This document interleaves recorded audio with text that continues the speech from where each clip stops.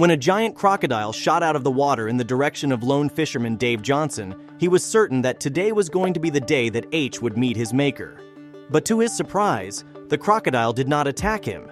Instead, it seemed to be wanting Dave to follow it.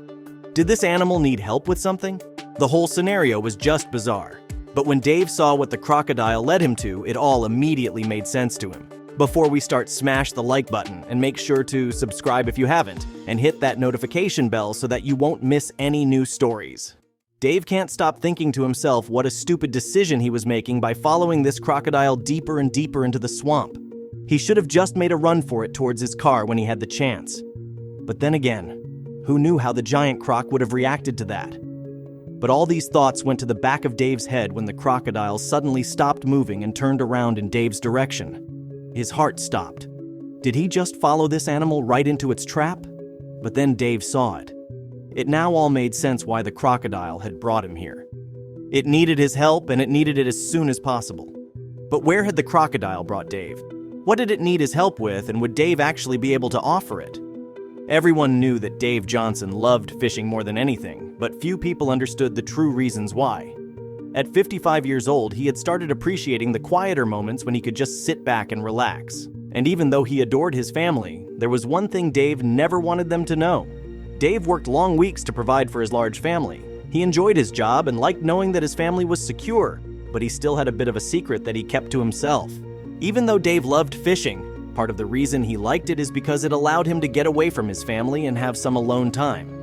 Dave didn't want anyone in his family to realize that he didn't want them to tag along, so he found a remote place to fish out in the forest where he knew his wife and children wouldn't want to join him. The small lake was gorgeous, and there was even a small fishing pier. But that didn't exactly make the place paradise. In Florida, the swamps could be dangerous. There were strange bugs and wild animals that could appear suddenly.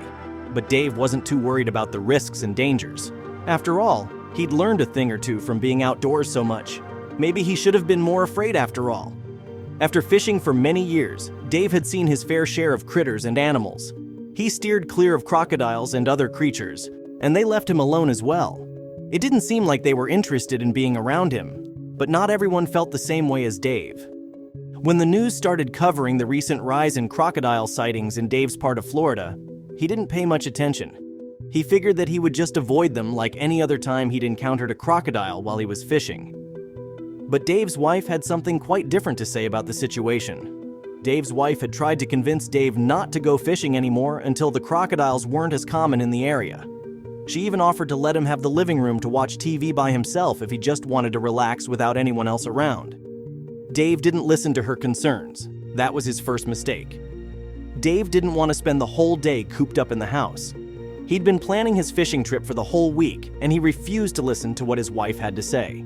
Later, he would look back on that moment and wonder if that's where it all started to go wrong. Dave was confident in his skills as an outdoorsman. He trusted himself to be safe even if an animal threatened him. He didn't know much about crocodiles, but he knew enough to believe that there wouldn't be a problem.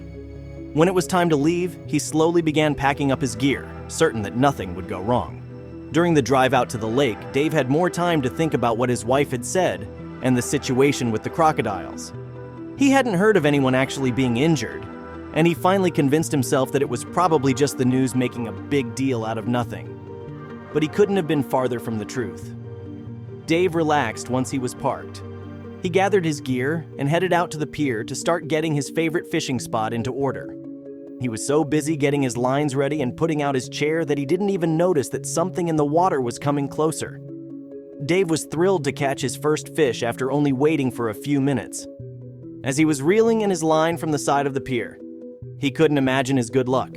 It never occurred to him that maybe the fish were by the pier because they were hiding. But from what? Just as Dave was celebrating his first catch of the day, the water churned behind him. He didn't even have time to turn around before an enormous creature jumped out of the water and scrabbed onto the pier. Dave froze in shock and wondered if that was going to be the last moment of his life. Dave squeezed his eyes shut as tightly as he could. He knew that he couldn't outswim a crocodile, and there was no way to fight it when he'd just fallen in the water anyway. He just closed his eyes and tried to look as unthreatening as possible. But then nothing happened. Dave finally worked up the courage to open his eyes. The crocodile was right where it had landed, staring at him and waiting. It didn't look like it was getting ready to attack, but Dave knew that the animal could become aggressive at any time. He had to do something. There was a sliver of open pier next to the crocodile that was just big enough for 1 foot at a time. Dave thought he might be able to sneak by without touching the crocodile, but as soon as he tried to move, the crocodile responded. And what it did stopped Dave dead in his tracks. The crocodile let out a growling noise that made Dave freeze right where he stood. The crocodile didn't seem upset beyond that. It obviously wasn't going to let him leave, but it wasn't trying to attack him either. Dave had no idea what the animal wanted. Was it toying with him? Dave took a deep breath and studied the crocodile. He tried to clear his mind and look for some clues about what the animal was thinking. He wasn't sure what made him do it, but he slowly held out his hand to see how the crocodile would react. It almost seemed happy. Dave took a step forward with his hand out, and the crocodile seemed to move closer. He kept his hand out until the crocodile was close enough to touch. Slowly, he let his hand rest on the crocodile's nose.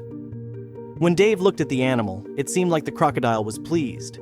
But then the crocodile started turning around. The crocodile started heading toward the shore at the end of the pier.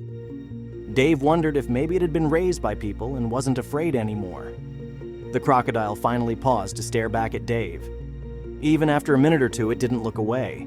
Did the crocodile expect him to tag along? When Dave hesitantly took a step forward, the crocodile walked away again toward the shore. Dave kept following, and the animal kept waiting for him before moving again. It seemed to be focused on some nearby vegetation. At the end of the pier, Dave saw his truck and knew he could run for it. But what was the crocodile trying to do? Dave decides to follow the crocodile, which eventually leads him to the baby who has been injured. Dave takes this baby croc to a vet who nurses him back to help, after which Dave returns the baby croc to his very thankful mother.